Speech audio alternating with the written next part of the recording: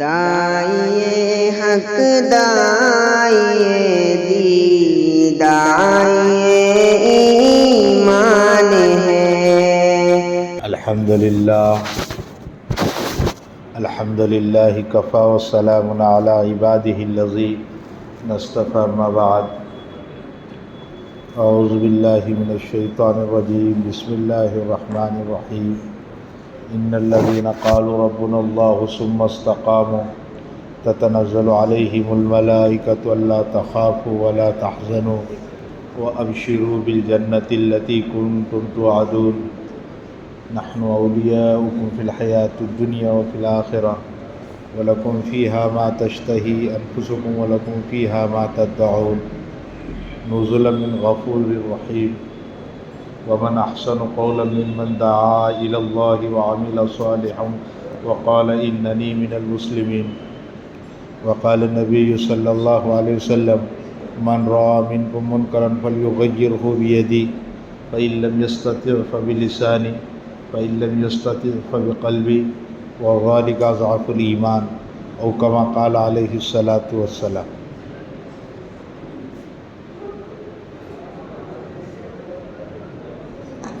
بزرگوں، دوستوں، بھائیوں، اللہ کی نسبت جس کام پر لگ جاتی ہے وہ کام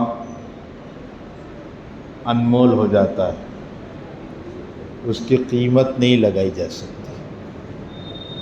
حضرت شبلی رحمۃ اللہ علیہ، حضرت شیخ نے لکھا فضائل صدقات میں، حضرت شبلی رحمۃ اللہ علیہ جب حج سے فارغ ہوئے تو حلق کرانے، سر مونڈنے کے لیے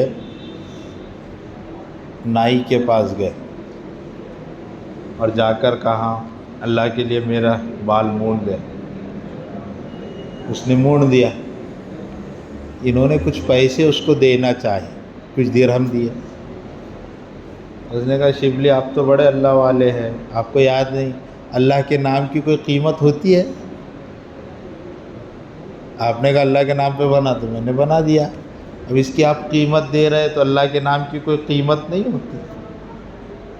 یہی تو میرے بزرگوں، سننا، سنانا، کہنا برسوں سے ہو رہا اور انشاءاللہ آگے بھی ہوگا، لیکن مسئلہ یہ ہے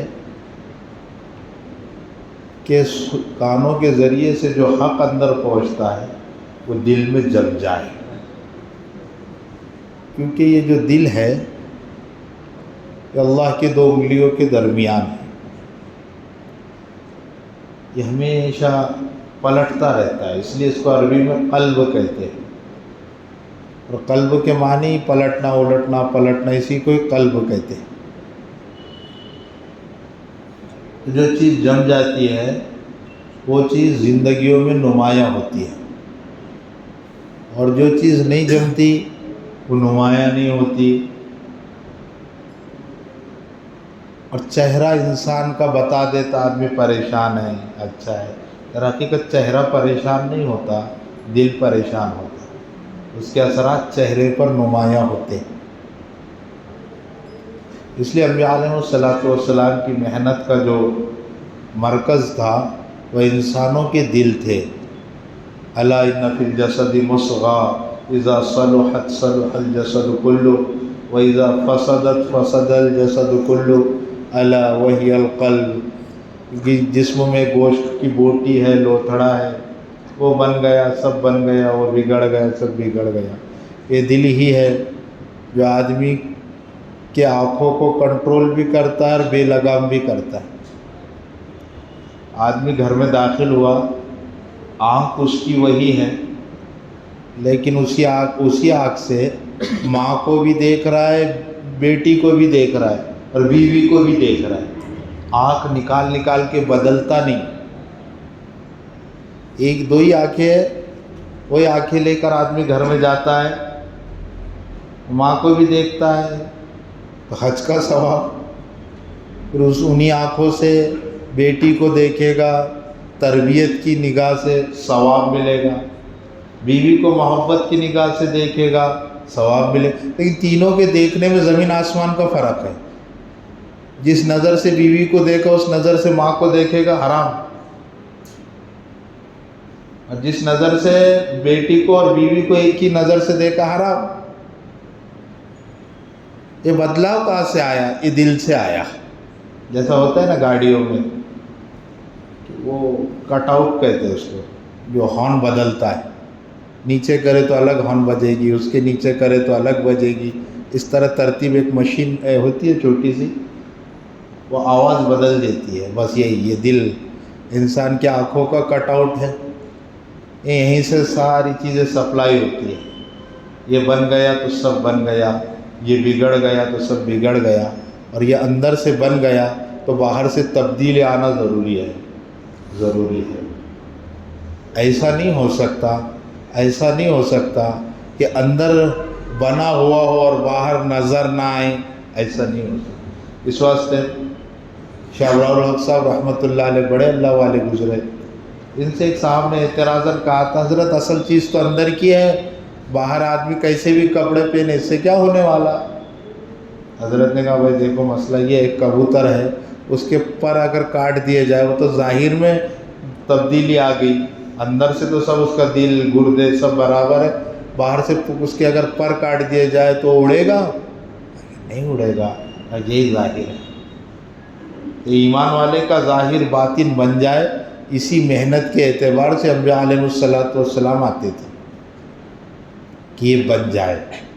اور پھر کیا کرتے؟ اپنی جان، اپنا مال، اپنا سرمایہ سب کچھ لگا دیتے. اور یہاں تک کہ لگا دیا کہ سیدنا حضرت لوط علیہ السلام کے قوم میں وہ گندی اخلاق کی حرکت آ گئی تھی. اس کی وجہ سے جو ہوا، یہاں تک کہہ دیا جب فرشتے ان کے گھر میں آئے اور وہ صبح کے وقت آئے تو قوم نوجوان لڑکے اور خوبصورت لڑکوں کو دیکھنے کے لیے کھڑکیوں پر چڑھ گئی، اور کھڑکیوں پر چڑھ کر اندر سے جھانکنے لگی اور کہا وہ بچے ہمارے حوالے کر دو، گندا کام کرنا ہے لڑکوں سے. تو وہ کہنے لگے حضرت لوط علیہ السلام، میری بیٹیوں سے شادیاں کر لو، ان کو چھوڑو. انہیں بچانے کے لیے کہاں تک گرتے؟ یہاں تک آتے، یہاں تک آتے. یہ ساری انسانیت بچ جائے، اس کے لیے شاہ حضرت مولانا قاری صدیق صاحب باندھوی رحمۃ اللہ علیہ نے تو یہاں تک فرمایا، کوئی ہم سے سودا کر لے، کوئی ہمارے ساتھ اس طرح کا کوئی معاہدہ کر لے تو ہم تیار ہیں. وہ معاہدہ اس طرح ہو کہ کوئی ہمیں 50 جوتے مارے اور 50 سنتوں پر عمل کرنے کے لیے تیار ہو تو ہم جوتے کھانے کے لیے تیار ہیں. یہ تو اپنی جان، اپنا مال، اپنا سرمایہ سارا انسانوں پر لگاتے اور انسانوں کو بناتے. دنیا اور دنیا کی محبت کی بنیاد پر ہمارا مال، ہماری جان، ہماری صلاحیت چیزوں پر لگ رہی ہے تو چیزیں قیمتی ہو رہی ہے، انسان بے قیمت ہو رہا ہے. اور چیزیں بن رہی ہیں، وجود میں آ رہی ہیں، انسان وجود میں نہیں آ رہے. انسان وجود میں نہیں آ رہے. وجہ کیا ہے؟ کہ یہ اللہ کا ضابطہ ہے، چاہے مسلمان لگائے یا غیر مسلم لگائے. اللہ کی سنت ہے کہ جن چیزوں پر انسانوں کی جان اور مال لگے گی اور صلاحیت لگے گی وہ چیز چمکے گی، چمکے گی. اور جس چیز پر نہیں لگے گا وہ چیز اجڑ جائے گی. یہ ظاہر صاف بات ہے. تو صحابہ کرام رضوان اللہ تعالی علیہ مجمعین کی جان مال کا نشانہ انسان تھے کہ ان پر سب کچھ لگ جائے تو کیا ہوگا؟ انسان بن جائیں گے. اور اگر کبھی چیزوں پر لگا تو چیزیں تو بن جائے گی، انسان جس کے وجہ سے کائنات چل رہی ہے یہ بے قیمت ہو جائے گا. آج دیکھو کہاں لگتا؟ مسلمانوں کا پیسہ کہاں لگے؟ شادیوں میں لگے. مسلمانوں کا پیسہ کہاں لگے؟ بڑی بڑی عمارتوں میں لگے. مسلمانوں کا پیسہ کہاں لگے؟ ہاں کہ اپنے عیش اور اپنے چوچلے پورے کرنے میں لگے. تو وہ چیزیں پوری ہو رہی ہے، عالی شان شادیاں ہو رہی ہیں، بڑی بڑی شادیاں ہو رہی، بڑے بڑے مکانات بن رہے اور بڑی بڑی سواریاں آ رہی ہے. غرض ہے کہ چیزوں پر لگ رہا ہے، چیزیں مسلمانوں کے پاس آ گئی، انسانوں پر نہیں لگا. تو پھر صورتحال یہ ہوئی کہ غیر تو کیا اپنوں میں آتے، اپنے پرائے ہونا شروع ہو گئے. اور ادھر حضرت عمر کیا کہہ رہے، وہ ایک آدمی مرتد ہوا تو اگر آج کی حکومت چاہے دے دوں گا مسلمان ہو جا. کیوں؟ چیزیں بے قیمت ہے، یہ فنا ہونے والی، ختم ہونے والی. انسان اگر ایک مرتبہ پیدا ہو گیا یہ کبھی ختم نہیں ہوگا، بس اس کی منزلیں بدلے گی، اس کے ٹھہرنے کی جگہ بدلے گی. ورنہ انسان تو یہاں ایک مرتبہ بن گیا، یہ ابدی تو نہیں، ازلی ہے. ایک مرتبہ بن گیا، ختم نہیں ہوگا.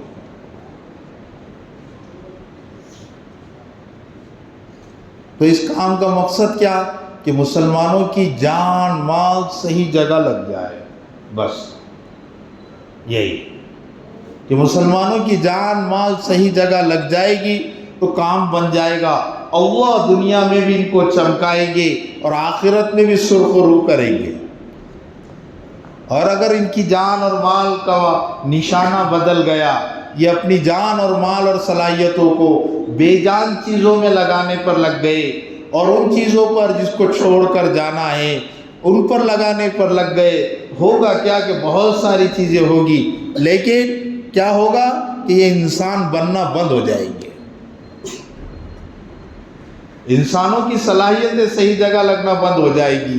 یہ بے صفاتی انسان یہ اتنا بڑا نقصان کرے گا اس کا اندازہ نہیں. مولانا احمد لاٹ صاحب کہہ رہے تھے کہ مولانا یوسف صاحب رحمۃ اللہ علیہ فرمایا کرتے تھے، ذرا غور سے سمجھو کہ اگر آپ قربانی کر رہے ہو اور قربانی میں 4 رگیں کاٹی جاتی ہے، اگر ایک رگ بھی کٹنے سے رہ گئی تو وہ جانور ناجائز ہو گیا، سیدھی بات ہے. اور اگر کبھی وہ ادھورا کٹا اور اٹھ کر بیٹھ گیا تو وہ جتنا بڑا جانور ہوگا اتنا بڑا نقصان پہنچائے گا. اگر مرغا ادھورا کٹا تو وہ اس کا جتنی باڈی ہے، جتنا اس کا حجم ہے اور جتنا اس کا وزن ہے اور جتنا اس کا سائز ہے، اتنی تکلیف میں خود بھی رہے گا اور دوسروں کو بھی پہنچائے گا. اگر بیل، گائے، بھینس اگر یہ کٹنے سے ادھورے، ان کی 4 رگیں نہیں کٹی اور یہ ویسی اٹھ کر بیٹھ گئے، ادھورا ذبح ہونے سے پہلے اٹھ کر بیٹھ گئے، تو یہ خود تکلیف میں جتنا رہے گا اور جتنی دھول اور گندگی اڑائے گا اس کا اندازہ مجھے اور آپ کو نہیں ہے، یہ کئیوں کو تکلیف کا باعث بنے گا. پھر فرماتے تھے مولانا یوسف صاحب رحمۃ اللہ علیہ، اگر انسان کی یہ دھوکے کی رگیں نہیں کٹی، حسد کی رگیں نہیں کٹی، جلن کی رگیں نہیں کٹی، بے ایمانی کی رگیں نہیں کٹی، تو یہ جانوروں سے تو دھول اٹھے گی لیکن انسانوں سے فتنے اٹھیں گے. یہ سنا ہے ہم نے 500 شیروں نے 500 انسانوں کو ایک ساتھ ہلاک کیا، کہیں پڑھا ہے ہم نے؟ 500 بھیڑیوں نے ایک ساتھ آ کر حملہ کیا اور 500 انسانوں کو ختم کر دیا؟ نہیں، لیکن ہزاروں انسانوں نے لاکھوں انسانوں کو مار دیا، ختم. عالمی جنگ ہوئی سیکنڈ دوسری 1945 میں جو ختم ہوئی، 50 لاکھ سے زیادہ لوگ مار دیے گئے. مارنے والے کون؟ انسان. مارنے والے کون؟ انسان. اور ہمارے کام کا نقشہ یاد رکھ لینا، صرف گلی محلہ نہیں، محنت تو گلی محلے کی ہے لیکن مقصود سارے عالم کا نظام محمد الرسول اللہ کے قدموں کے نیچے لانا، یہ مقصد. اتنے بڑے مقصد کے لیے آدمی ہوگا تو اپنی جان، اپنا مال، اپنی صلاحیت، اپنا سب کچھ کو لگا لینا آسان ہوگا.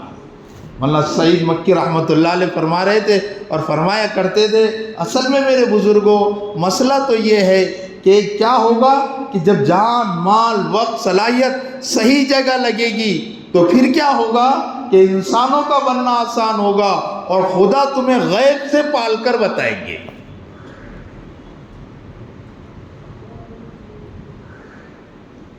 حلال کمانا فرائض کے بعد ایک فریضہ ہے، اس سے انکار نہیں، کمانا چاہیے، اس سے انکار نہیں.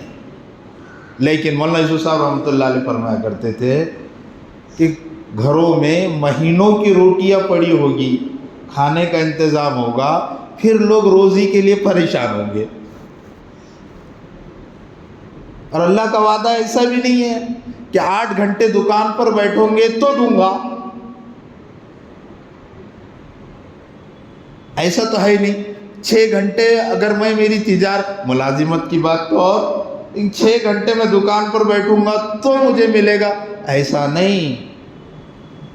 اور پلنے کی جو چیزیں ہے ظاہری سبب میں تجارت ہے، حقیقت میں اعمال ہے. اس لیے کنز الاعمال کی روایت ہے، ایک صحابی اللہ کے رسول صلی اللہ علیہ وسلم کی خدمت میں آئے اور آنے کے بعد عرض کیا اللہ کے رسول میں چاہتا ہوں میری تجارت میں بہت نفع ہو، میری تجارت خوب چمکے. کیا سر؟ اللہ کے رسول صلی اللہ علیہ وسلم نے یہ نہیں کہا بھائی دیکھ تیری دکان اب مدینہ میں چل رہی ہے، اس کی ایک برانچ مکہ میں ڈال دے. پھر جہاں تک کہ اسلامی حکومت چلی گئی تبوک تک تقریباً وہاں ایک ڈال دینا، اور پھر ایک برانچ جو ہے تو وہاں ڈال دینا، تیرا ہیڈ آفس یہاں رکھنا، لیبر بڑھا دینا اور پیمنٹ کا نہیں. ایک ہی نسخہ بتایا، وضو کر تجارت پہ بیٹھ، اللہ تیری تجارت میں برکت دیں گے. یہ پلنے والے اعمال. اور جب اعمال کے ساتھ مسلمان، مولانا یوسف صاحب رحمۃ اللہ علیہ فرماتے تھے اعمال کے ساتھ مسلمان بازاروں میں بیٹھے گا اور داعیانہ مزاج لے کر بیٹھے گا، کئیوں کی دکانیں جل رہی ہوں گی، اللہ تمہاری بچا کر بتائیں گے. اور فرماتے تھے اپنی زبان میں، وہ اس کی جو سہارنپور کی زبان میں کہتے تھے کئیوں کے ٹوٹے ہو رہے ہوگے، اللہ تجھے منافع دے کر بتائیں گے، لا کریں گے.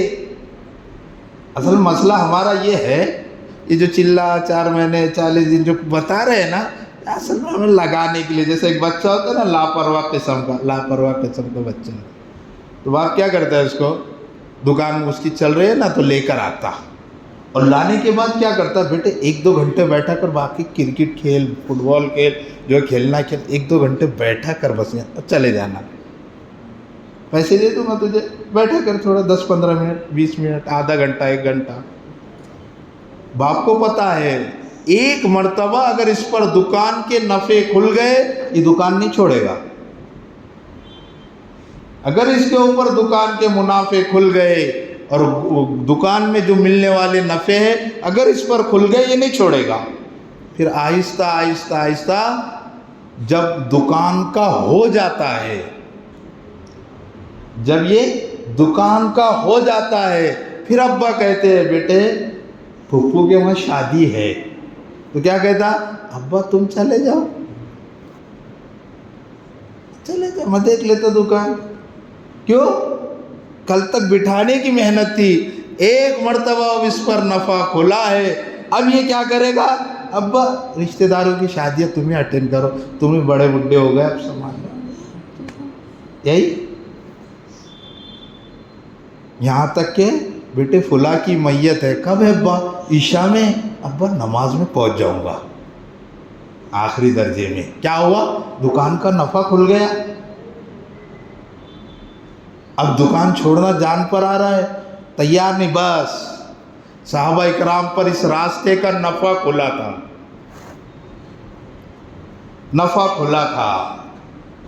مولانا یوسف صاحب رحمۃ اللہ علیہ فرماتے تھے وہ کافور آتے نا، کافور، اور کافور میں اور نمک میں فرق نہیں پتا تھا ان کو. پسا ہوا نمک اور کافور ایک جیسا ہوتا ہے، اس میں فرق نہیں پتا تھا. یہاں تک کہ ان کو پتہ بھی نہیں تھا کہ یہ روٹی چپاتی پہلی مرتبہ ایران میں دیکھی تو اس کو ہاتھ پوچھنے کا رومال سمجھ کے پوچھ کے پھینک دیا. ارے لوگوں نے کہا کھانے کی چیز ہے بابا، کھانا ہے. تو کسی کہنے والے نے کہا میں نے سنا تھا گیہوں کھانے سے ہاں کہ آدمی طاقتور ہوتا، 2-3 لقمے کھانے کے بعد ایسے اپنے اس کو دیکھ رہے تھے کندھوں کو کہ یہ طاقت آئی کہ نہیں. آگے فرماتے مولانا یوسف صاحب رحمۃ اللہ علیہ دنیا کے کھانوں کے اعتبار سے تو اتنے بھولے تھے، لیکن باطل کیسے ٹوٹتا ان کو پتا تھا، حالات کیسے بدلتے ان کو پتا تھا، نظام عالم میں تبدیلی کیسی آتی ہے ان کو پتا تھا. اور ہمیں سب پتا ہے باطل کیسے ٹوٹتا ہے یہ نہیں پتا ہے، ہمیں یہی نہیں پتا. اس لیے حضرت نعمان رضی اللہ تعالیٰ عنہ لشکر کے ساتھ ہے اور پورا لشکر کھڑا ہے، تو کہا کہ جب تک میں تکبیر نہ بولوں وہاں حملہ نہیں کرنا۔ کسی نے کہا کیا بات ہے، وہ تو تیر برسا رہے، کہا کہ نہیں، ہم ہتھیاروں کی بنیاد پر، فوج کی بنیاد پر، مال کی بنیاد پر نہیں لڑتے، جب تک اللہ کی مدد کو اترتا ہوا نہیں دیکھتے ہم ہماری تلواریں نہیں نکالتے۔ یہ ہے، وہ یہ جانتے تھے باطل کیسا ٹوٹتا ہے، اور ہم یہ جانتے ہیں کہ دنیا کیسی چلتی ہے۔ باطل کو توڑا، بڑے سے بڑے باطل کو توڑا۔ اس لیے حضرت مولانا الیاس صاحب رحمۃ اللہ علیہ فرماتے تھے اس کام کو میں کار نبوت یقینی سمجھتا ہوں۔ معمولی جملہ سمجھ کر نکل جاتے۔ کار نبوت سے کیا ہوتا؟ کار نبوت سے یہ ہوتا، سب سے پہلے کام کرنے والوں کی عزتیں اللہ لوگوں کے دلوں میں ڈالتے۔ پہلا کام یہاں سے شروع ہوتا۔ پھر اس کے بعد کیا کرتے؟ سارے عالم میں دین کو چمکاتے۔ پھر کیا کرتے؟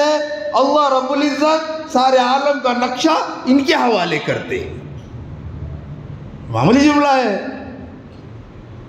اور پھر چاہے اکثریت نوح علیہ السلام کی طرح ہو، اللہ غارت کر کے بتلاتے۔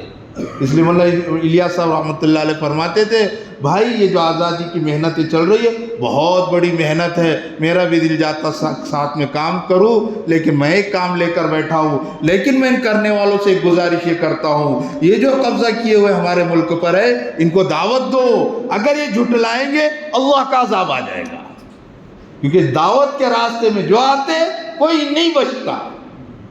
اللہ دو کام کرتے ہیں۔ مولانا یوسف صاحب رحمۃ اللہ علیہ فرماتے ہیں جب تم حجت پوری کر لو گے اللہ دو کام کریں گے، یا تو ان کی ہدایت کے فیصلے فرمائیں گے یا تمہیں عذاب بنا کر ان پر توڑ دیں گے۔ یہ ہے بصیرت کام کی، یہ ہے کام۔ جب ایمان والا ایمان کی محنت کرے اور اللہ اس کو بے سر و سامان چھوڑ دے نہیں ہو سکتا۔ اس لیے کہا والذین جاہدوا فینا لنہدینہم سبلنا کا ترجمہ حضرت مولانا اشرف علی تھانوی رحمۃ اللہ علیہ نے بیان القرآن میں بڑا اچھا کیا ہے۔ یوں ترجمہ کیا کہ جو لوگ اللہ نسبت الہی پر، یوں تو محنتیں بہت ہوگی، ہم نے دیکھا ہے ایک مرتبہ میں جماعت لے کر پونے سے آ رہا، چلچلاتی دھوپ، مئی کا مہینہ، ایک آدمی کو دیکھا روڈ کے اوپر سڑک پر غیر ایمان والا صرف تھوڑی سی اس کو لنگوٹ بندھی ہوئی ہے اور اس سڑک کے اوپر چلچلاتی دھوپ پر لوٹتا ہوا مندر کی طرف جا رہا ہے۔ ایسا مجاہدہ ہم نے کیے کبھی؟ ایسا سوچے بھی نہیں ہم نے۔ اور کیا کیا کرے، اتنے بڑے بڑے پہاڑوں پر چڑھے، کیوں؟ جس کو مان رہے وہ راضی ہو جائے۔ تو مجاہدے تو ان کے پاس بھی ہے۔ سیدنا حضرت عمر رضی اللہ تعالیٰ عنہ نے دیکھا ایک یہودی ہے، بوڑھا ہے، 30-40 سال سے اپنی عبادت گاہ سے باہر نہیں نکلا، 30-40 سال۔ اس کو دیکھ کر بڑے افسوس کے ساتھ کہا عاملۃ ناصبہ، بہت کل قیامت کے دن بہت سی محنت کرنے والی پیشانیاں جن پر محنت کے اثرات ہوں گے لیکن ناکام کر دیے جائیں گے۔ تو ترجمہ کیا کیا؟ جو نسبت الہی پر مجاہدہ کرتے ہیں، جو صحیح محنت کے ساتھ مجاہدہ کرتے ہیں، جو قرآن سنت کو، اجماع قیاس کو، اسلاف کی روایتوں کے ساتھ مجاہدہ کرتے ہیں، پھر اللہ کیا کرتے ہیں؟ والذین جاہدوا فینا لنہدینہم سبلنا، ہم ان کا ہاتھ پکڑ کر لے کر چلتے ہیں۔ یہ ترجمہ کیا،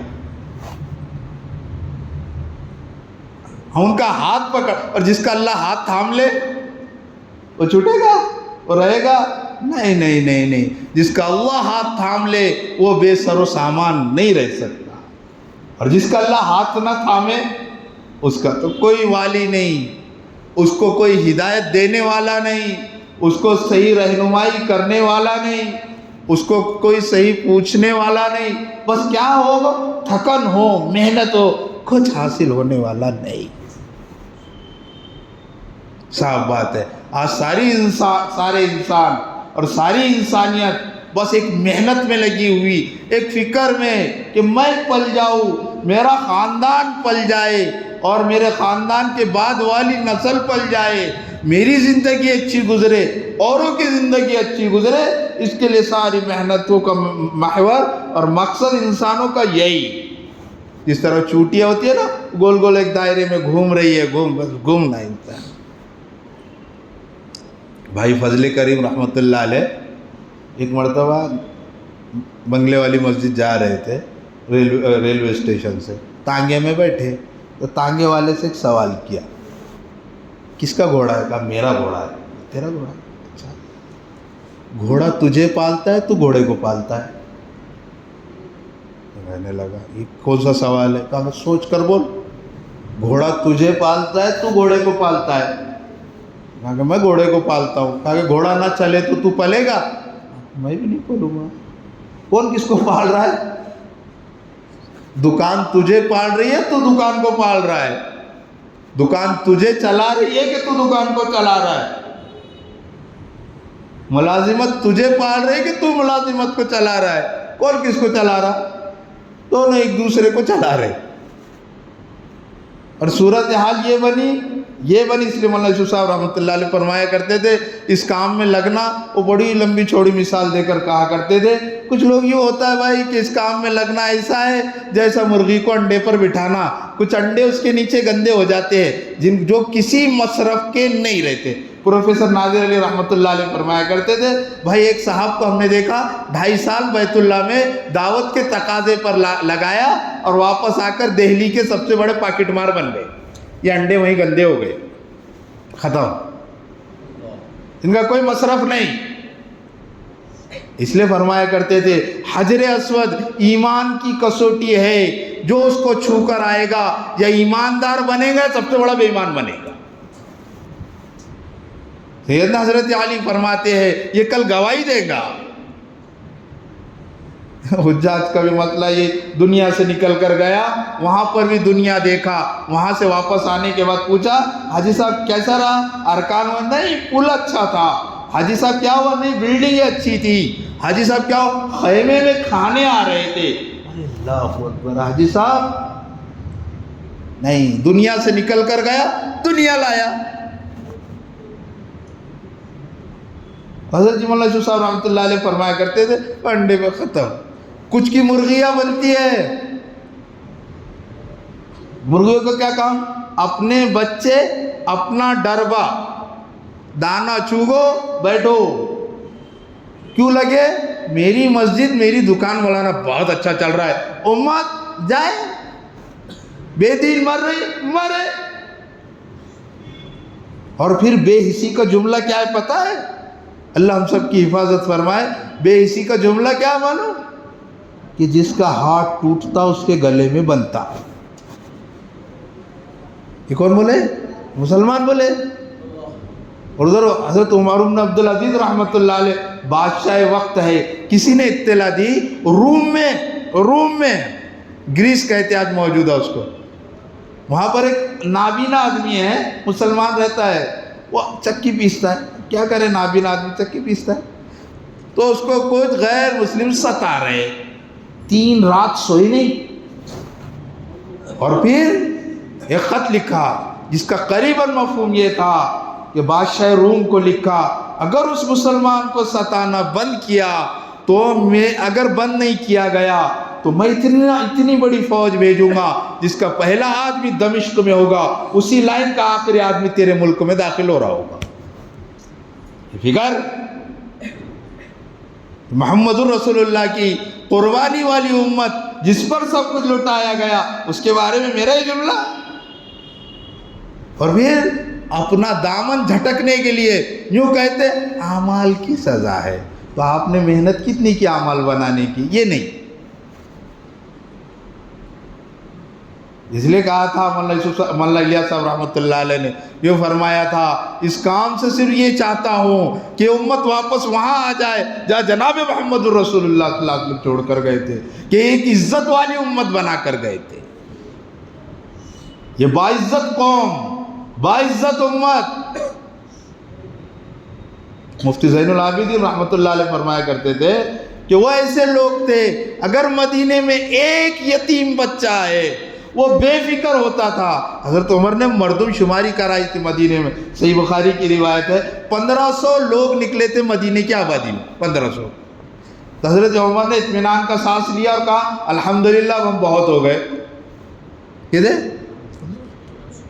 الحمدللہ 1500 لوگ بہت ہو گئے, بہت ہو گئے مدینے شہر کی آبادی میں. تو یتیم بچہ جو یتیم ہوتا تو بے فکر ہوتا, اس کو پتا ہے مدینے میں جتنے مرد ہیں سب میرے ابا کا کردار نبھائیں گے اور جتنی عورتیں سب میری ماں کی طرح مجھے رکھیں گی, چھوڑے گا نہیں. اور سب سے بڑی بات تو محمد الرسول اللہ صلی اللہ علیہ وسلم, چھوڑ دے گا یتیموں کو, ایک ایک فرد کو چھوڑ دے, نہیں ہو سکتا. ایک ایک امتی کو, ایک ایک انسان کو چھوڑ دے, نہیں ہو سکتا. کیونکہ دیکھ کر آئے تھے وہ حالات سے گزرنا انسانوں کو جس کا اندازہ انسانوں کو ہے ہی نہیں. تو کیا ہو, میری دکان بن گئی مولوی صاحب, اچھا چل رہا کاروبار, اور کیا ہو رہا ہے, ہاں بس اچھا میرے بچے ہیں, میں, اچھا یہ تبلیغ کی مرغیاں تیار ہو گئی, کچھ نہیں, بس کیا کرے, نماز اپنا ٹھیک ہے چلتا ہے, وہ آتے چند لوگ آتے, میں بھی یہ کہہ کر آگے بڑھا دیتا ہوں چلو مغرب میں آ رہا ہوں, ختم ہو گیا. مولانا یوسف صاحب رحمۃ اللہ علیہ فرماتے پہلے لوگ تو ہماری سنتے نہیں, سنتے تو مانتے نہیں, مانتے تو عمل کرتے نہیں, عمل کرتے تو بے سمجھے کرتے, اور جو سمجھ کر کرتے اخلاص سے کرتے نہیں.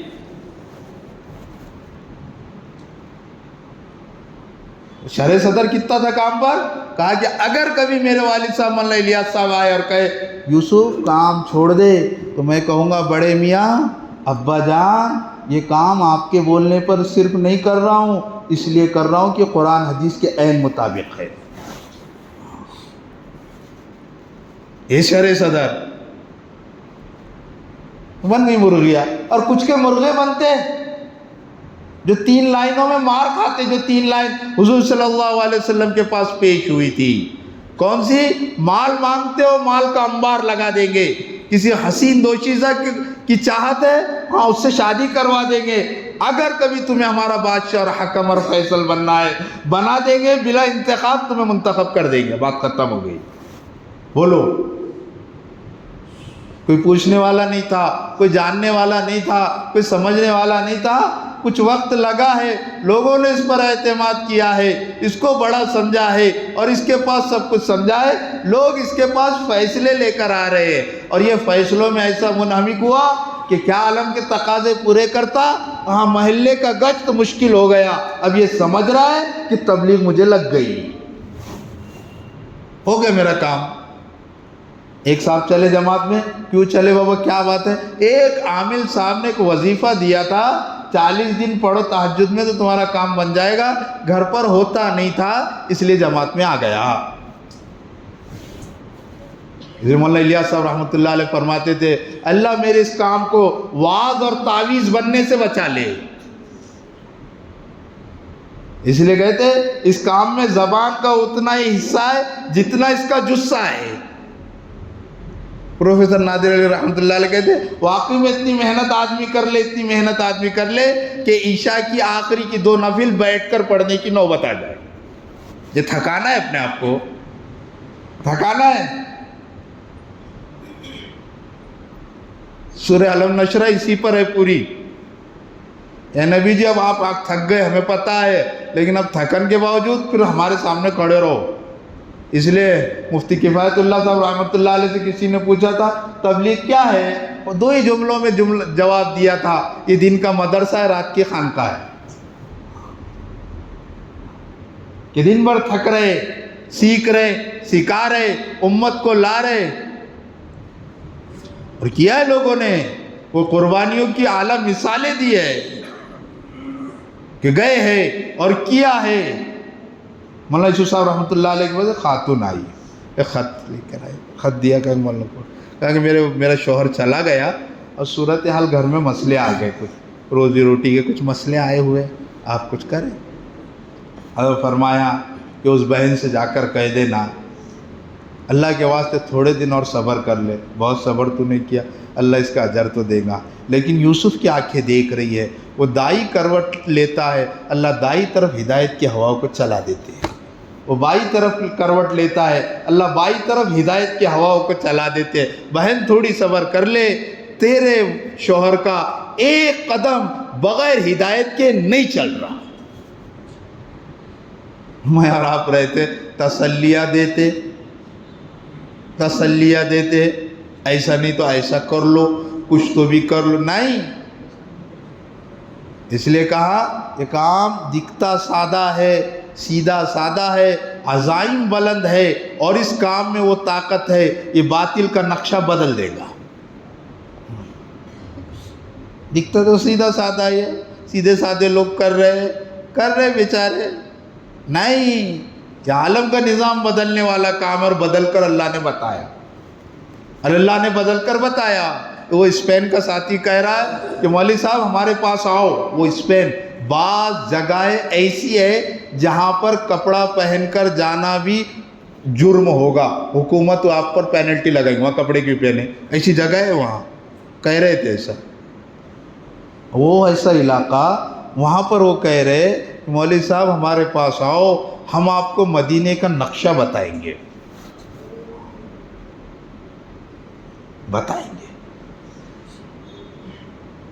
یہ تو اتنا بڑا کام، اتنی بڑی ذمہ داری۔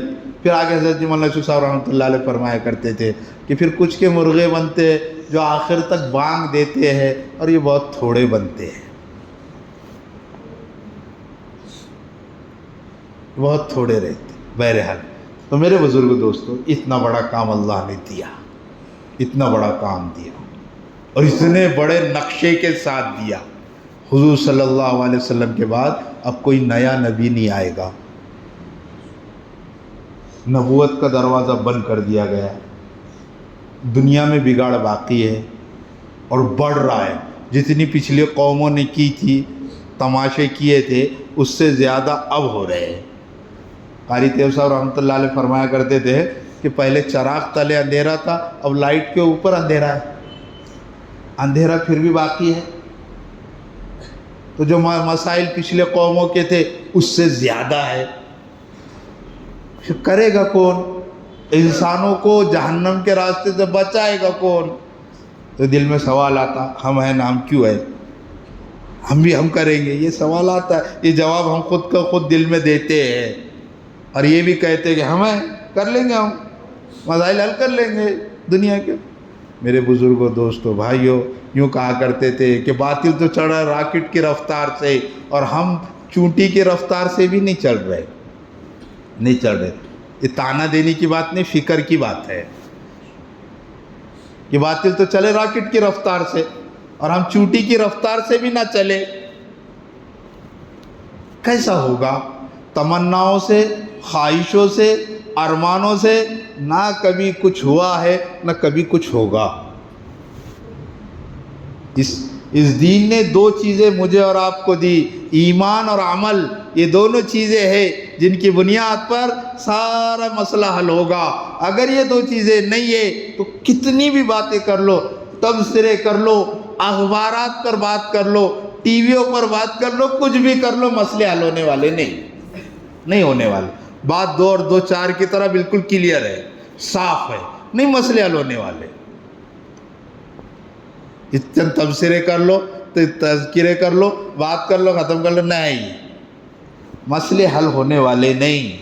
امت کا اور صرف چند لوگوں کے رونے سے اور آنسو بہانے سے نہ کسی قوم کو عروج ملا ہے، نہ کسی قوم کو عزتیں ملی ہے، کبھی نہیں ہو سکتا۔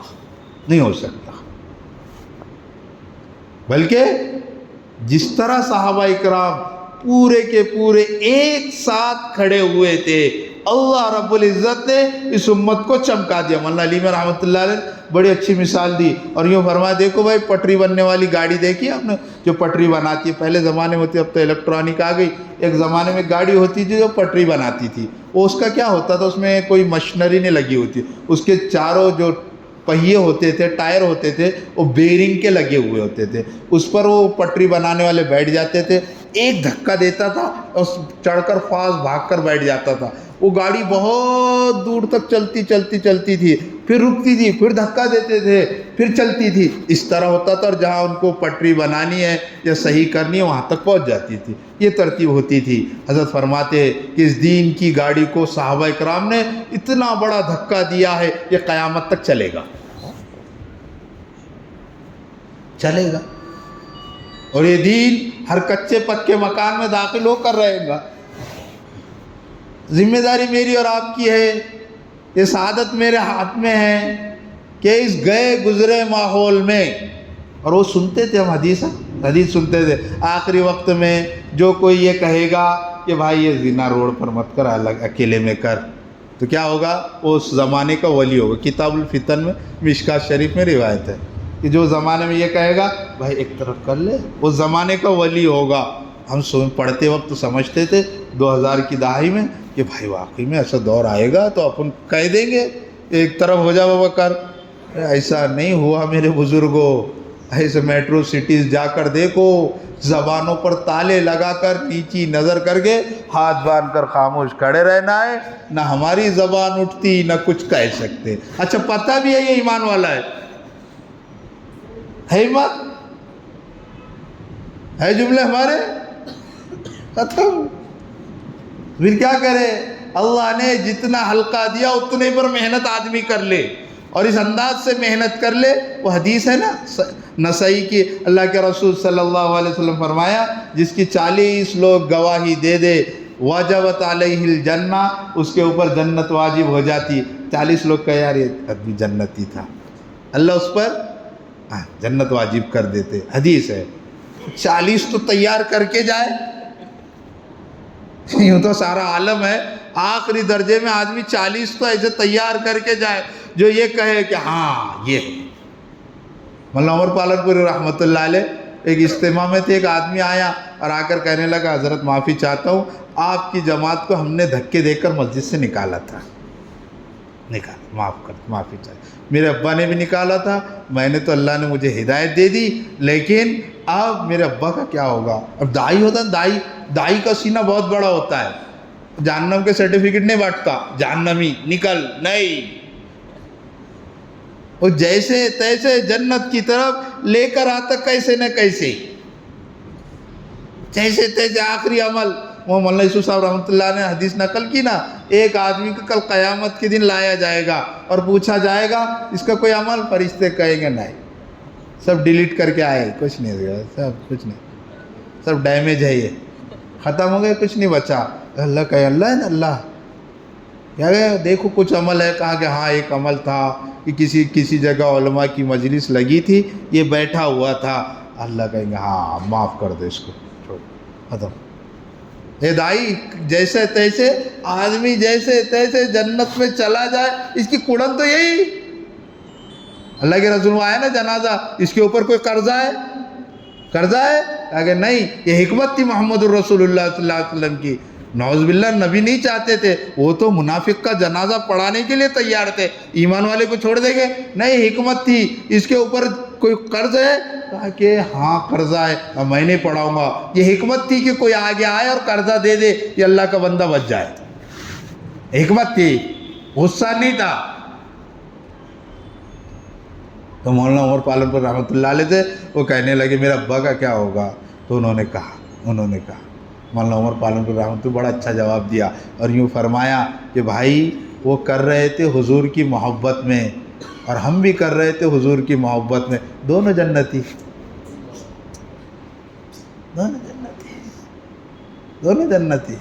کس کی محبت میں؟ کسی شخصیت نہیں، حضور کی محبت میں. کسی عام کی شخصیت نہیں، کس کی؟ حضور کی محبت کر رہے تھے. ہم بھی اسی نسبت پر کر رہے تھے، دونوں کی نسبتیں تھی. اللہ ان کو بھی معاف کر دے. یہ وسیع سینہ، بڑا سینہ ہے نا. ہم ذرا ایک مرتبہ حضرت شبلی رحمۃ اللہ علیہ کشتی میں سوار جا رہے تھے. جاتے ہوئے کسی نے کہا، ان کے ساتھ خادم بھی تھا. اب اللہ والے بڑے، خادم دیکھا بازو سے کشتی جاری، کچھ نوجوان بہت کھل کھلا کر ہنس رہے. اب وہ زمانہ اسلامی زمانہ، اور اسلامی حکومت وہ زمانے میں سڑکوں پر کھلکھلا کر ہنسنا بڑی بدتمیزی سمجھی جاتی تھی.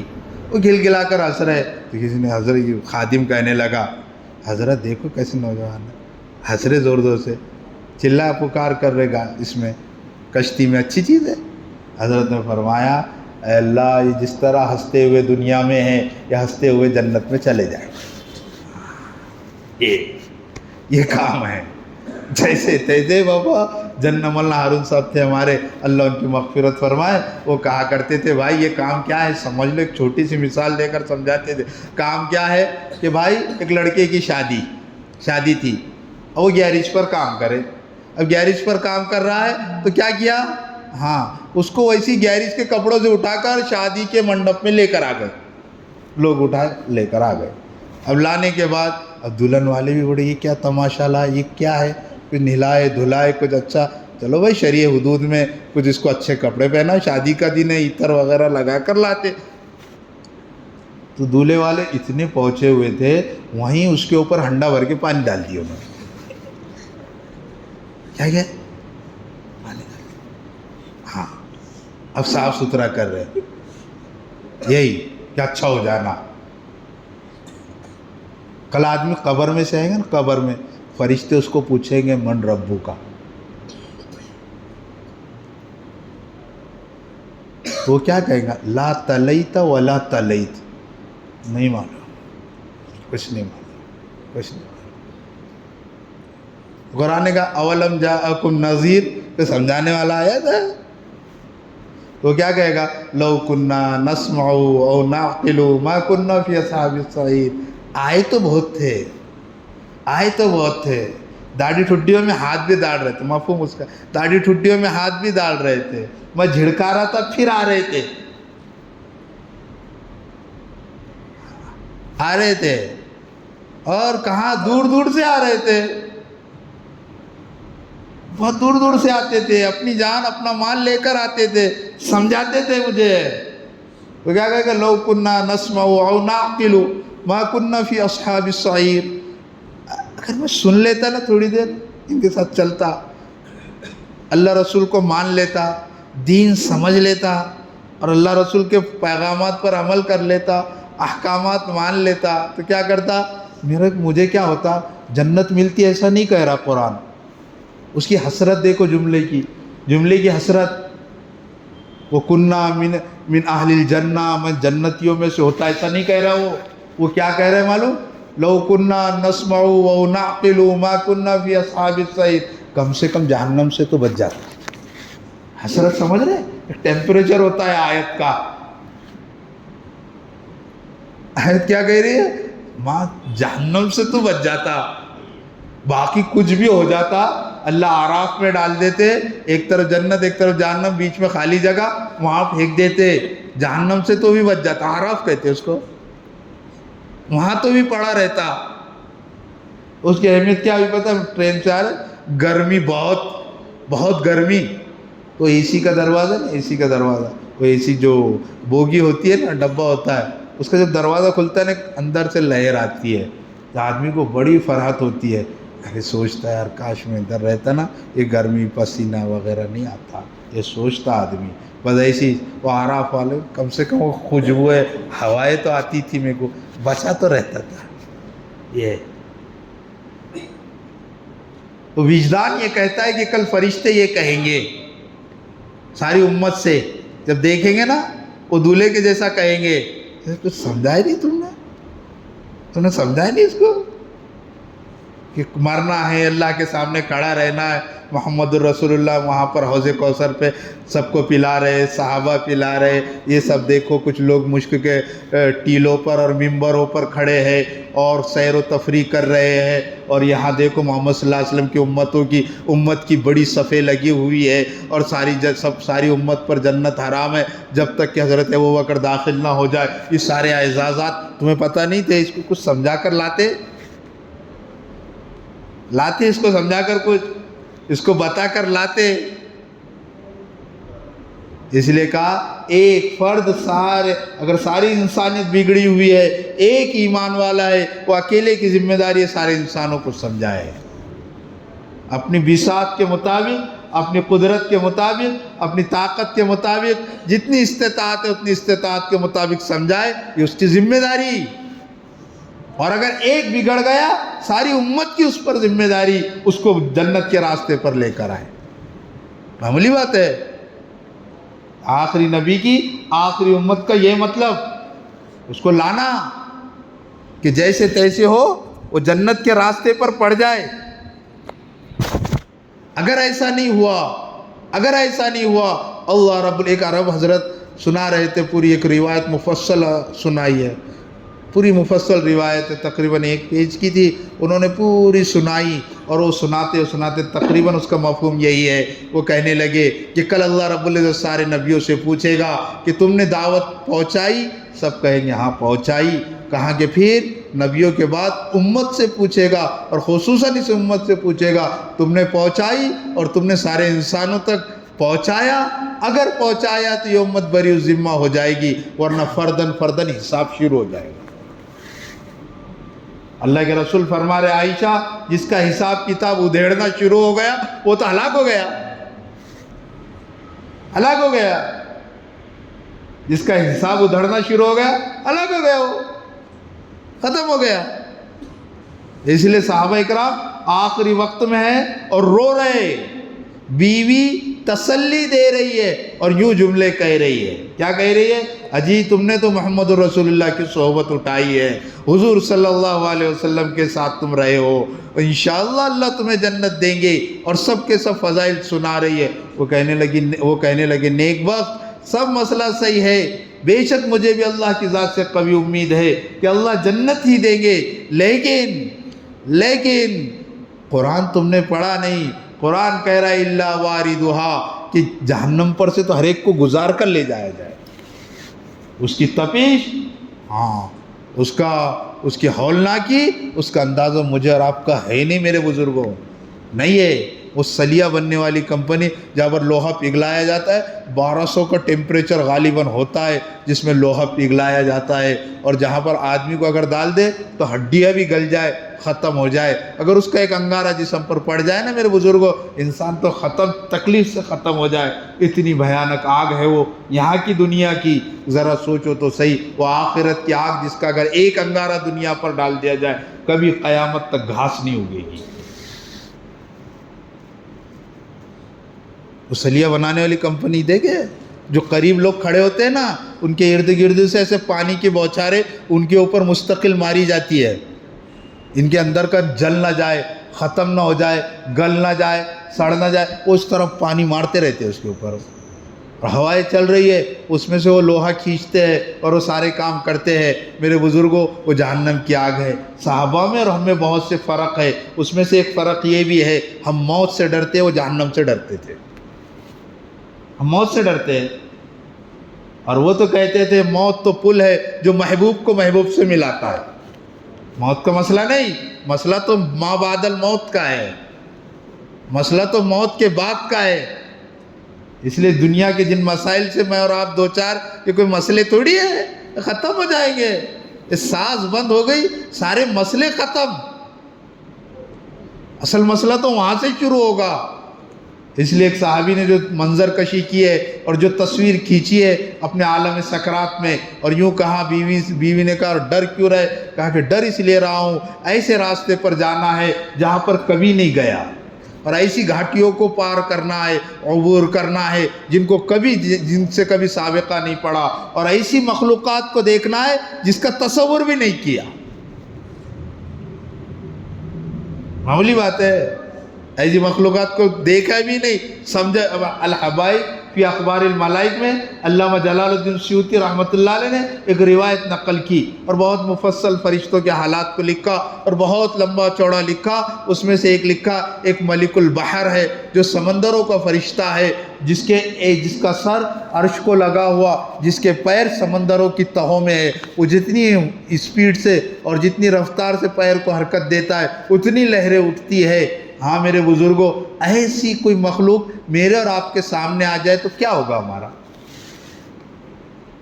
میں نے یوں کہا کہ ایک فرشتہ ہے جس کو ذکر کا فرشتہ کہتے ہیں، جس کا کام ہے ذکر کرنا ہے، اور جس کے متعلق یوں لکھا جس کے 1,00,000 منہ ہیں اور ہر منہ میں 1,00,000 زبانیں ہیں، وہ ہر زبان سے کہتا ہے سبحان اللہ و بحمدہ۔ اللہ فرماتے تو تیرا کام تو پڑھتے رہے، لیکن میرا بندہ جب سبحان اللہ و بحمدہ کہے گا تو اس سے زیادہ ثواب دوں گا۔ یہ ایسی مخلوقات میرے اور آپ کے سامنے آ جائے تو وہ مخلوقات سامنے آنے والی ہے، ان مخلوقات کو دیکھنا، وہ روح قبض کرنے والوں کو دیکھنا، اس کے لیے میرے بزرگوں کا کام ہے۔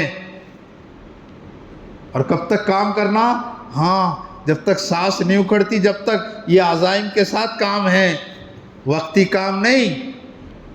یہ چند دن کر لیا چھوڑ دیا، جب دل میں آیا کر لیا، جب دل میں نہیں آیا چھوڑ دیا، چلتا رہا بھائی، کام آئے گا چلے گا، ہوگا نہیں ہوگا،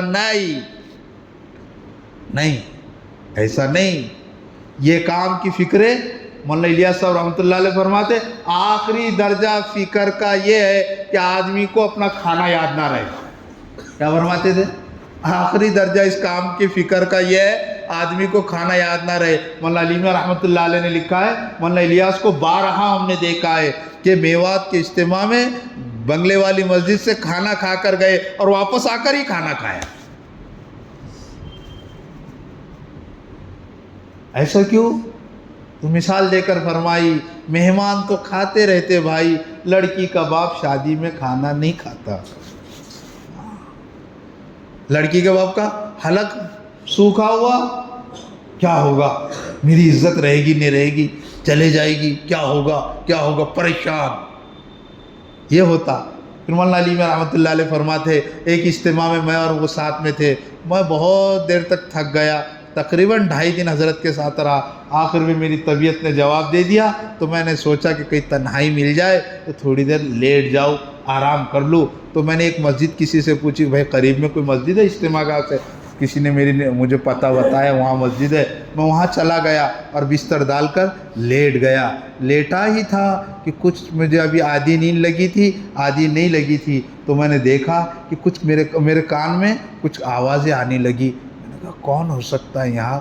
جب دیکھا تو مولانا الیاس صاحب رو رہے، اللہ کو منا رہے۔ مولانا علی رحمۃ اللہ علیہ کا جملہ ہے کہ بھائی میں نے یہیں پر غور فکر کر لیا، ایک اللہ کا بندہ میں بھی ہوں، ایک اللہ کا بندہ یہ بھی ہے، میں آیا ہوں اپنی راحت کے لیے، یہ آیا ہے اپنے مولا کو منانے کے لیے۔ ہاں یہ ہے کہ آخری درجہ فکر کا کہ کھانا یاد نہ رہے۔ مولانا یوسف صاحب رحمۃ اللہ علیہ وہ حجرے میں تشریف لا کے گھر میں تشریف لے گئے، اماں حیات تھی مولانا الیاس صاحب رحمۃ اللہ علیہ کی والدہ، وہ کہنے لگی یوسف تجھے پتہ ہے کیا؟ اماں کب آیا ہے تو؟ کہا ابھی تو روز تو آتا ہوں بیان کرتا ہوں۔ کہا بیٹے اس دیوار سے اس دیوار پار کرنے کو 4 سال لگے ہیں، 4 سال لگے ہیں ادھر سے ادھر آنے کو، پتہ ہی نہیں۔ بھوپال میں اجتماع ہو رہا ہے اور یہاں سے خون نکل رہا ہے اور خون کی لوگ پٹی بدل رہے، یہیں بیٹھنے والے پٹیوں پر پٹیاں بدل رہے، احساس تک نہیں کتنا خون بہہ گیا، نہیں پتہ ہی نہیں۔ یہ ہوتی ہے دھن، یہ ہوتی ہے فکر۔ فرمایا کرتے تھے آدمی جب مولانا الیاس صاحب فرمایا آدمی جب کسی چیز کو دھن بنا لیتا ہے اور مقصد بنا لیتا ہے، پھر اس کو نہ بیماری روکتی ہے نہ کچھ روکتی ہے۔ خود اپنا واقعہ سنایا مجھے، میرے شیخ حضرت مولانا خلیل احمد سہارنپوری رحمۃ اللہ علیہ سے بلا کا عشق تھا، بہت محبت تھی۔ میں بیمار پڑا ہوا تھا، کسی نے اطلاع دی کہ حضرت آ رہے ہیں، تو میرے اندر کا شوق کہاں سے ابلا اور کہاں سے نکلا مجھے پتہ بھی نہیں، اور میں یہ بھول بھی گیا کہ میں بیمار ہوں۔ اٹھ کر بھاگنا شروع کیا اور حضرت سے جا کر معانقہ کر دیا۔ یہ ہوتا ہے شوق، یہ ہوتی ہے فکر۔ بے فکری کام کی موت، صرف کام کی موت نہیں، ہماری اور تمہاری بھی موت ہے۔ بے فکری سے کچھ نہیں ہوتے میرے بزرگوں۔ فکر ایک مستقل فکر، ایک مستقل کام، آتے رہیں گے سامنے تقاضے بدل کر تقاضے مستقل آتے رہیں گے۔ وجہ کیا ہے؟ یہ یاد رکھ لینا، یہ خدائی ترکیب ہے اور خدائی ترتیب ہے۔ یہ اس لیے ہے کہ میں اور آپ حرکت میں رہیں، ابھی 8 تاریخ کا آئے گا، 15 دسمبر کا آئے گا، محنت آئے گی، آتی رہے گی، درمیان میں آئے گا، چلنا رہے گا، آتے رہے، کیوں؟ میں اور آپ فکر میں رہے۔ اگر ہم بیٹھ گئے، اس لیے کسی کہنے والے نے کہا، بڑی اچھی بات کہی، اس امت کا مسئلہ یہ ہے، یہ امت یا تو بھاگتی ہے یا بیٹھ جاتی ہے، چلتی نہیں ہے، چلتی نہیں ہے۔ یہ چلنا اتنا چلے اتنا چلے کہ اللہ کو رحم آ جائے، میرے بزرگ، اللہ کو رحم آ جائے۔ اور اللہ کو یہ رحم کو کھینچنے کا سب سے مؤثر ذریعہ کہ بندوں کو اللہ سے جوڑا جائے۔ حالات کا رونا یہ مسلمان کی شان نہیں۔ حضرت خواجہ معین الدین چشتی رحمۃ اللہ علیہ کا ملفوظ پڑھ رہا تھا، اپنے مریدوں سے کہہ رہے تھے، بڑی اعلیٰ معیار کی بات اپنے مریدوں سے کہا، اور شاید ان کی تربیت ہو چکی ہوگی اور بہت کچھ تربیت کر دی ہوگی۔ آخری مرحلے میں جو جملے کہے وہ بڑے لکھنے کی ان کی وصیتیں پڑھنا، انہوں نے فرمایا، میرے بچے، اپنے مرید سے کہہ رہے، میرے بچے دیکھ، یاد رکھ، مسلمان پریشان نہیں ہوتا، اور جو پریشان ہوتا مسلمان نہیں رہتا۔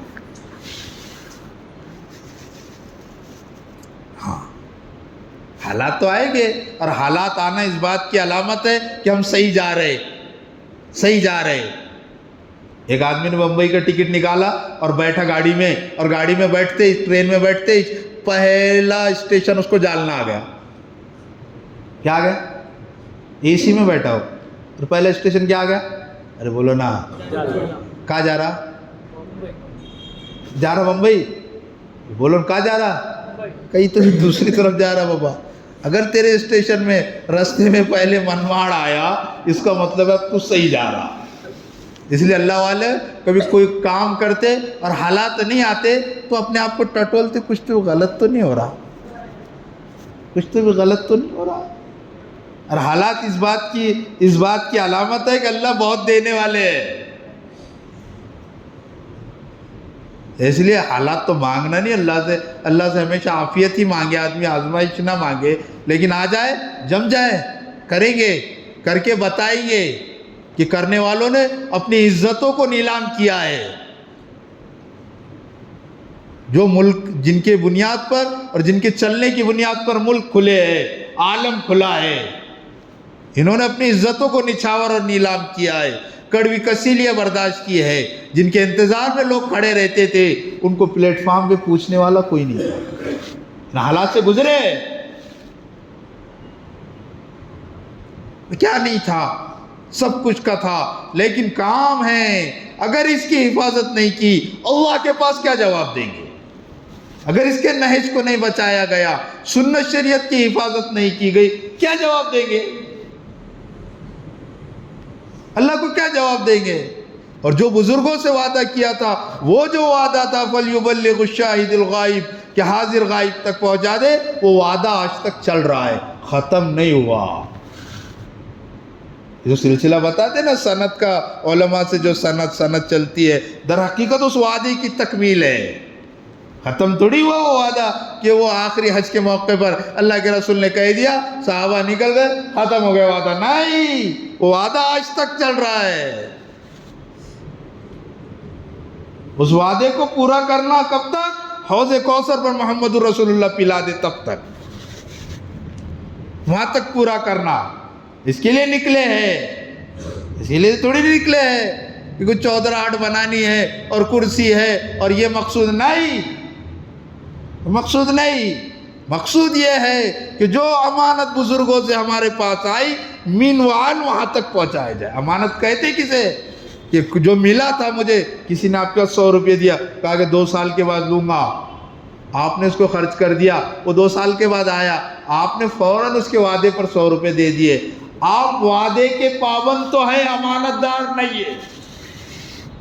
امانت کہتے کسے؟ وہ 100 کی نوٹ واپس جیسی کہ ویسی ادا کرنا، اس کو امانت کہتے۔ ورنہ یہ تو وعدے کا پورا کرنا ہے کہ 2 سال کے بعد آپ نے دے دیا برابر کے 1000 روپے مانگا تھا، تو نے دیا تھا 1000، کہا کہ فلاں تاریخ کو آؤں گا، آپ نے فلاں تاریخ کو 1000 روپے دے دیے اس کو، اسی وقت دیے، 1 سیکنڈ ادھر سے ادھر نہیں ہوا۔ آپ اپنے وعدے کے پابند ہیں، اس سے انکار نہیں، لیکن آپ امانت دار نہیں ہیں۔ امانت کسے کہتے ہیں؟ جیسا لیا تھا ویسا واپس کریں گے، جتنا لیا تھا اتنا واپس کریں گے، جتنا بزرگوں سے سیکھا تھا اتنا امت کو پلا کر جائیں گے۔ چلنے کی عمر ہے ان کی، 18 گھنٹے پلینوں کا سفر، 10 گھنٹے پلین میں ایسا بیٹھے رہنا معمولی بات ہے؟ نہ چلنا ہے، نہ اٹھنا ہے، نہ بیٹھنا ہے، معمولی بات ہے نہیں میرے بزرگوں۔ کیوں؟ امانت ہے، پہنچانی ہے، اگر نہیں پہنچائیں گے کیا وہ بتائیں گے؟ آخرت کا خوف، اگر یہ خوف میرے اندر اور یہ احساس اور یہ فکر ہے، کبھی بیٹھیں گے نہیں۔ پہنچانا ہے، نام لیتے رہو، صحیح نہج پر ہم کر رہے، صحیح نہج پر نہیں، بس نام لینے سے کچھ تھوڑی ہونے والا۔ وہ تو دنیا کو اور اللہ کو بتانا نہج صحیح یہ ہوتا، اس کے کرنے والوں میں روزانہ صفات بڑھ رہی ہو، ان میں ایمان کی بلندی آ رہی ہو، ان کی لمبی لمبی نمازیں، ان کے علم کے حلقے، ان کے ذکر کے تسبیحات اور ان کے اکرام اور ان کے اخلاص کی گہرائیاں اور ان کا جان مال کو بے قیمت کرنا یہ روزانہ بڑھ رہا ہو۔ ہاں یہ کام ہے جب قلوب متوجہ ہوتے ہیں، ورنہ وہ تو دیکھتے ہیں جو ادھر ہو رکھتا نہیں۔ تبدیلی کیا ہے؟ تبدیلی یہ ہے کہ ان کے اندر صفات بڑھ رہے ہیں اور ان صفات میں بھی اکرام بڑھ رہا ہے، وہ اکرام کی بلندیوں پر ہے۔ ان کے پاس نام و نمود، عزت، شہرت کوئی وقت نہیں رکھتی۔ ان کے پاس اللہ کے دین کی سرخروئی اور سربلندی کے لیے مال دولت، عزت، منصب، عہدے، ڈگریاں کوئی حقیقت نہیں رکھتے۔ یہ نہج صحیح۔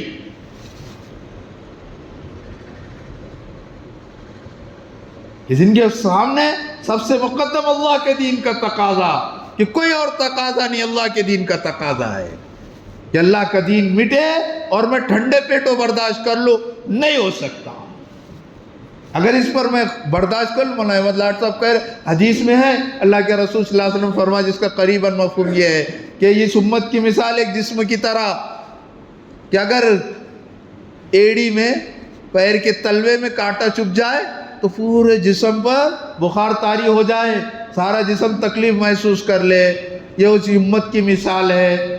لیکن اگر جب سن کا انجیکشن دے دیا جاتا ہے، بھول کا انجیکشن دے دیا جاتا ہے، اور دنیا پرستی، دنیا پسندی اور حب جا کا انجیکشن دے دیا جاتا ہے، پھر ہاتھ کاٹا جائے، پیر کاٹا جائے، کوئی فرق نہیں پڑتا، کوئی فرق نہیں پڑتا۔ کہ امت مرتد ہو جائے، بے دین ہو جائے، مسجد خالی ہو جائے، کیا ہونے والا؟ میری نماز چل رہی ہے، میں دیندار ہوں، بس اچھا ہے، اتنا میرے لیے کافی ہے کہ میں دیندار ہوں، بس چلے بھائی۔ میرے بزرگوں، دوستو، بھائیو، یہ اس امت کے امتی ہونے کی شان نہیں ہے۔ علامہ عطیبی رحمۃ اللہ علیہ نے، علامہ تیونسی رحمۃ اللہ علیہ نے لکھا، اگر تجھے اس امت کے ایک ایک فرد کا غم تیرے سینے میں نہیں ہے تو اپنے آپ کو جانچ لے کہ تو ایمان والا ہے یا نہیں ہے۔ دیکھیں گا، یہ کوئی تبلیغی آدمی نہیں ہے، یہ بڑے آدمی ہیں، یہ پورے علماء کی جو کونسل ہے، رابطہ الادب العالمی الاسلامی، اس کے بنیادی رکن ہے یہ، وہ کہہ رہے ہیں کہ تیرے دل میں امت کے ایک ایک فرد کا غم نہیں، درد نہیں، انہوں جہنم سے بچانے کی فکر نہیں، اور تو تو اپنے آپ کو جانچ لے ایمان والا ہے کہ نہیں ہے، وہ کہہ رہے ہیں۔ اس لیے میرے بزرگوں، دوستو، بھائیوں، سامنے تقاضے ہیں، اور ان تقاضوں پر اپنے آپ کو پیش کرنا، لے کر چلنا، یہ میری ذمہ داری ہے۔ ابھی 8 تاریخ کو ہمارے پاس ہوگا، اس کے لیے پورے شہر جہاں تک کہ کوشش ہو سکتے سب تک کہ آواز پہنچے، بنفس نفیس جائے، داڑھی ٹھڈی میں ہاتھ ڈال کر امت کی خوشامد کر کے لائے، سنائے، کیونکہ مولانا ابراہیم صاحب فرما رہے تھے یہ کان ہے، اس سے حق بھی اترتا اور باطل بھی اترتا، حق کی محنت کرے گے، حق اتارنے کی محنت کرے گے، امت حق پر آ جائے گی، اس کی کوشش کرنا سب کریں گے بھائی انشاءاللہ۔ اس کے اعتبار سے یہ بھی ہمارے سامنے تقاضے آئیں گے، کوئی اٹھے نہ بھائی۔ الحمدللہ رب العالمین والصلاة والسلام علی اشرف الانبیاء و سید المرسلین وعلى آله وصحبه أجمعين. ربنا ظلمنا أنفسنا وإن لم تغفر لنا وترحمنا لنكونن من الخاسرين. يا حي يا قيوم برحمتك نستغيث اصلح لنا شأننا وانصرنا على القوم الكافرين. اللهم إنك عفو كريم تحب العفو فاعف عنا يا كريم. اے مولا کہ بہت گنہگار ہے، سر کے بالوں سے لے کر پیر کے ناخنوں تک گناہوں میں ڈوبے ہوئے ہیں. سورج بعد میں نکلتا ہے، پہلے ہمارے گناہ شروع ہو جاتے ہیں. سورج ڈوب جاتا ہے، رات کے کالے اندھیرے آ جاتے ہیں، پھر بھی گناہ چلتے رہتے ہیں. اے مولا کریم بہت سے گناہ تو اس لیے چھوٹے ہوئے کہ ان کا موقع نہیں ملا. اے مولا کریم اگر ان کا موقع مل جاتا تو وہ بھی کر گزرتے. اب تک کہ ہم جو بچے ہوئے تیری شان کی وجہ سے بچے ہوئے ہیں، تیری ستاری کا پردہ ہم پر پڑا ہوا ہے، تک بھرم قائم ہے. اے مولا کریم اگر تو فرشتے مسجد کے باہر کھڑا کر دیتا اور وہ اعلان کرتے کہ نیک لوگ ہی مسجد میں آئے تو ہم میں سے کوئی بھی مسجد میں نہیں آ سکتا تھا. اے مولا کریم تو نے ستاری کا پردہ ڈالا ہے، ہمارے گناہوں کو معاف کروا دے. اے مولا کریم ہمارے خطاؤں کو درگزر فرما دے. اے مولا کریم اب تیرے علاوہ کوئی سہارا نہیں بچا. تو ہی ہے جو اب تک کہ ہمیں نبھا رہا ہے، آگے بھی نبھانے کے فیصلے فرما لے. اے مولا کریم ورنہ ہم نے اس کام کو بگاڑنے میں کوئی کسر نہیں چھوڑی تھی. اے مولا کریم بس تیری شان غفاری ہے کہ اب تک کہ ہم بچے ہوئے ہیں. اے مولا کریم آخری سانس تک کام کے لینے کے فیصلے فرما دے. اے مولا کریم باطل کی سازشوں کو ناکام فرما. اے مولا کریم باطل کی سازشوں کو ناکام فرما. محمد صلی اللہ علیہ وسلم کی امت کو باطل کی سازشوں کے چنگل سے بچا لے. اے مولا کریم تو ہی بچا سکتا ہے. اے مولا کریم کوئی ذریعہ بہانا بچا نہیں. مولا کریم کوئی ایک سجدہ بھی نہیں ہے جو تیرے حضور میں پیش کر سکے. ایک سبحان اللہ بھی نہیں جو تجھے پسند آ جائے اور اس کا ہمیں دعویٰ ہو. اے مولا کریم قراری مجرم ہے، لوٹے لٹائے ہوئے ہیں. اے مولا کریم تیرے نبی کے بہت دن بعد ہم پیدا ہوئے، بہت تھکے ہوئے. مولا کریم تیرے نبی کے صحابہ پر حالات آتے، وہ تیرے نبی کے پاس چلے جاتے، ان سے دعائیں کروا لیتے، اپنے مسئلے حل کرا لیتے. اے مولا کریم نہ ہم نے تیرے نبی کو دیکھا، نہ وحی کو اترتے ہوئے دیکھا، نہ نصرتوں کو اترتے ہوئے دیکھا، کچھ نہیں دیکھا. مولا کریم بس تجھ پر غیب پر ایمان رکھتے ہیں، تیرے نبی پر غیب پر ایمان رکھتے ہیں. جو ٹوٹا پھوٹا رکھتے اس کی لاج رکھ لے. مولا کریم دنیا میں ہمارا قصور صرف اتنا ہے مولا کریم کہ ہم تجھے مانتے ہیں، اس کے علاوہ ہمارا کوئی قصور نہیں. مولا کریم باطل دندناتا ہوا آ کر کہتا ہے بلاؤ تمہارے اللہ کو، کہاں ہے وہ؟ مولا کریم اگر تو ہماری مدد کو نہیں آئے گا وہ تانا دیں گے مولا کریم کہ تمہارا تو اللہ ہے جس کی تم روزانہ عبادت کرتے ہو. اے مولا کریم ایسے بے آسرا چھوڑنے سے ہماری حفاظت کروا. اس امت کی حالت ایسی ہو گئی جس طرح میلے میں گم ہونے والے بچے کی ہو جاتی ہے، اور روتا ہے بھی لگتا ہے، کوئی ساتھ دینے والا نہیں ہوتا. مولا کریم اس طرح تیری حبیب کی امت لٹ چکی، برباد ہو چکی، ایمان چلا گیا، نمازوں کے لالے پڑے ہوئے ہیں، علم سے محروم ہو گئی، ذکر کا خانہ ویران ہو گیا، اخلاص کی جگہ نام و نمود آ گیا، تیرے راستے میں مر مٹنے کے جذبات ختم ہو گئے. مولا کریم کچھ نہیں پاس میں بچا، بس کوئی ہے کہیں ایسا نہ ہو جائے مولا کریم کہ دنیا میں اس لیے مارے جا رہے کہ ہم تیرے ہیں، آخرت میں تو بھی یہ نہ کہتے کہ تم میرے نہیں تھے. اے مولا کریم دنیا بھی لڑ گئی، آخرت بھی لڑ گئی، کچھ پاس بچا نہیں. اے مولا کریم ہمیں معاف کروا کر کام لینے کے فیصلے کروا لے. اے مولا کریم قلوبوں کو متوجہ فرما، صلاحیتوں کو تیری دین کی محنت پر لگا لے، ان کے ذریعے بہانے کے طور پر ہمیں قبول کروا لے. مولا تو جس کو چاہتا ہے ہدایت دے دے گا، ذریعے بہانے کے طور پر ہم جیسے نکموں کو استعمال کر لے مولا، ہم جیسے کمینوں کو استعمال کر لے مولا. تیرا کچھ نہیں بگڑے گا، ہماری نیا پار ہو جائے گی، ہمارا بگڑا نصیبہ جاگ اٹھے گا. مولا کریم اے مولا کریم عالم کی ہدایتوں کے فیصلے فرما، ذریعے بہانے کے طور پر ہمیں قبول فرما. اے مولا کریم صفات عالیہ سے ہم سب کو مستفید فرما. اے مولا کریم جتنے پریشان حال مسلمان ہیں سب کی پریشانیوں کو دور فرما. جو مقروضین ہیں ان کے قرضوں کی ادائیگی کی صورت شکل پیدا فرما. جو پریشان حال ان کی پریشانیوں کو دور فرما. بن بیاہی بچیاں بن بیاہی جوڑے ہیں اللہ سب کے لیے انتظام فرما. اے مولا کریم تیرے راستے میں دیر کے لیے دور کے لیے قبول فرما.